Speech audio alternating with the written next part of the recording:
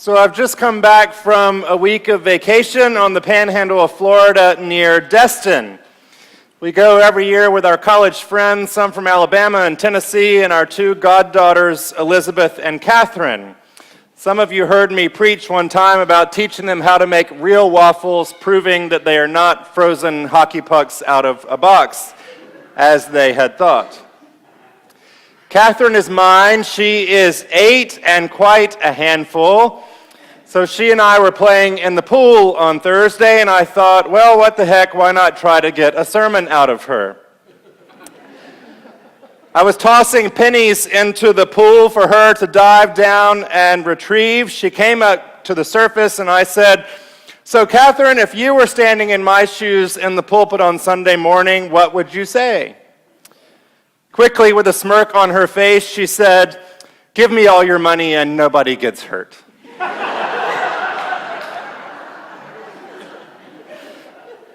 So, on behalf of the Stewardship Commission, I've invited her to preach this October. I was determined, though, to get a sermon out of her. I asked her if she knew the story about Jesus calming the storm, and she said, yes, I remember the disciples were out fishing, and Jesus said, peace, be still. And then I asked her if she was afraid of anything. Monsters? No, she said. Afraid of the dark? No, she said. Afraid of being alone? Well, sometimes. And then she held her nose and with one hand went diving down for more of my money. Oh well, no sermon from Catherine. But she remembered that this is a familiar passage to most of us. Jesus and the disciples in the boat crossing the Sea of Galilee. Jesus worn out from preaching and from all the crowds. He is an introvert, you know, as much as he loved people. So he takes a nap in the boat knowing that all the disciples knew the water like the back of their hands, even if they weren't good at casting out demons yet, or with taking the Pharisees on, or interpreting the parables, or remembering to bring lunch for 5,000.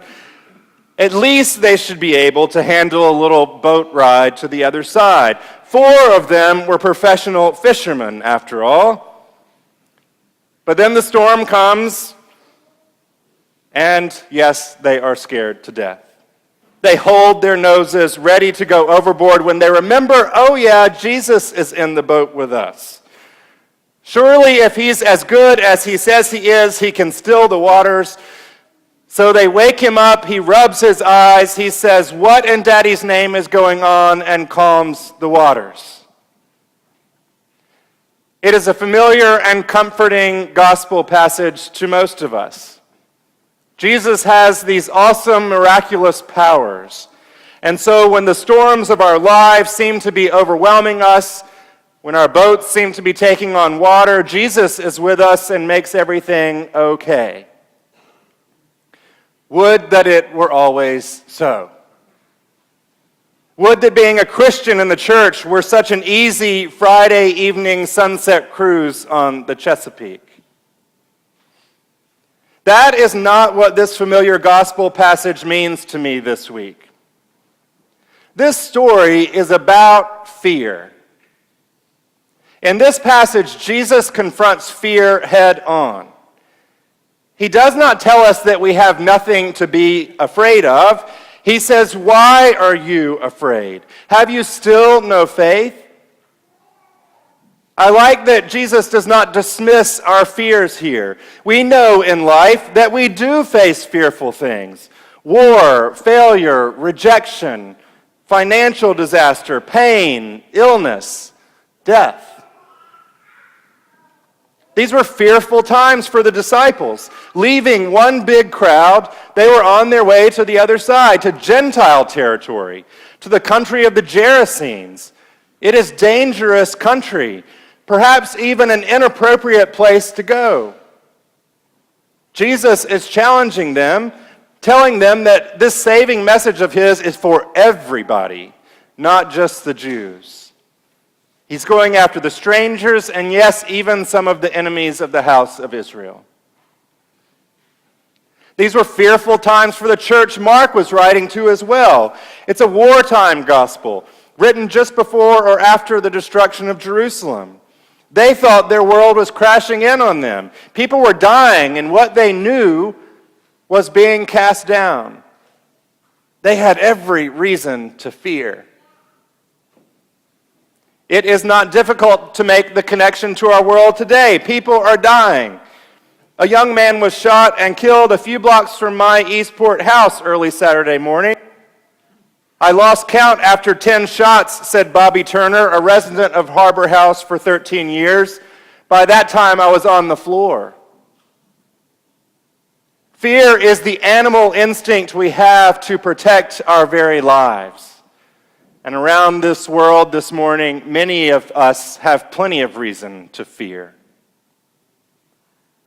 So for God's sake, stay in the boat. This is where we are safe with Jesus. He will calm the storms of our faith. Even if it is only the size of a mustard seed, it will take root and sustain us into the sunset. Everything will be okay. Would that it were always.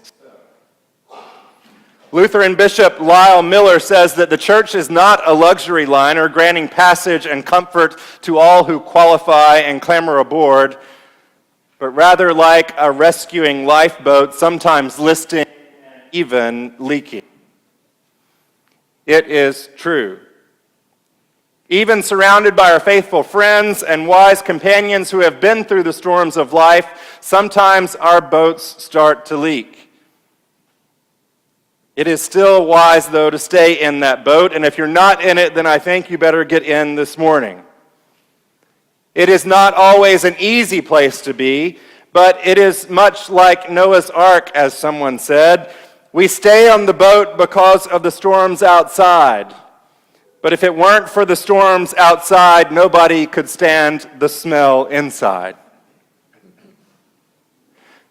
So back to my lovely week-long vacation on the panhandle of Florida. We went out to dinner on Friday night, our favorite restaurant, Cafe 30A, with just the adults, scoped out what the other guests were wearing, ordered our dinner, and our lovely evening began. You should know, though, that I have excellent hearing, and the two ladies in their 40s in their darling sundresses next to us had consumed at least 2 martinis and were speaking very loudly. Even though they were at a table for 4, they had clearly left their children back at the beach house with their husbands or babysitters. It was girls' night out. I heard the word church and my ears perked up. More sermon fodder from Florida.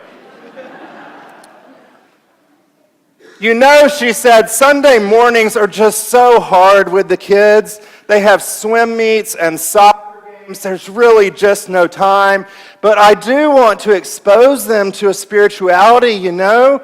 I just wish there was a church that had services at like 5:30 on a Friday afternoon, and then we could all go out to dinner. It would be so great. Wouldn't it now, my darling? That is the closest I've ever come to joining a stranger's dinner table and evangelizing right there in front of God and everybody. I almost dropped off my business card with my cell phone number on the way out with the words, "Call me," but I thought she might misinterpret it.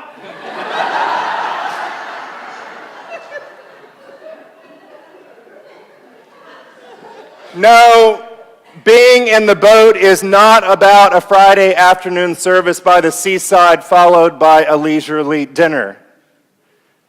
It is not a cruise-by experience to view the lovely sunset. Being in the boat is about dealing with the stench and the waves of life together through thick and thin. And here's the most important part of this sermon. When you think Jesus has fallen asleep on you, when, not if, the storms of your life approach, you have to reach out and wake him up. When you feel like your name has been changed to Job losing everything, or Jonah tossed out of the boat and into the belly of a whale, or St. Margaret swallowed up by a dragon, You have to call out and say, "What is going on, God? I don't understand. Help me."